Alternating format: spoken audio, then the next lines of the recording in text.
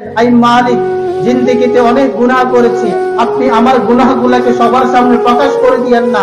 I মালিক, আপনি আমাকে মাফ করে দেন, আমার গুনাহগুলোকে মানুষের সামনে তুলে ধরবেন না, আমাকে মাফ করে দেন, আমাকে মাফ করে দেন।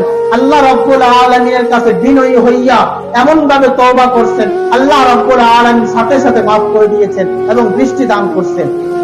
আমার আপনার গুনাহ হয়ে গিয়েছে, মালিক যদি চাইতো আমাদের গুনাহগুলোকে যদি মানুষের সামনে প্রকাশ করে দিত, তাহলে কিন্তু মানুষের সামনে আমরা মুখ দেখাতে পারতাম না। পারতাম ভাই?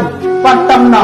আল্লাহ যদি আমাদের গুনাহগুলোকে যদি মানুষের সামনে প্রকাশ করে দিত, আমি আপনি রুমের দরজা বন্ধ করে দিয়ে যে পরিমাণ গুনাহ করি, এই গুনাহটা যদি আল্লাহ যদি সবার সামনে যদি প্রকাশ করে দিত, তো মানুষের সামনে কিন্তু মুখ দেখাইতে পারতাম না, মানুষের সামনে মুখ দেখাইতে পারতাম না। কিন্তু আল্লাহ হলেন রহমান, আল্লাহ হলেন রহিম। আল্লাহর কাছে বিনয়ী হইয়া তওবা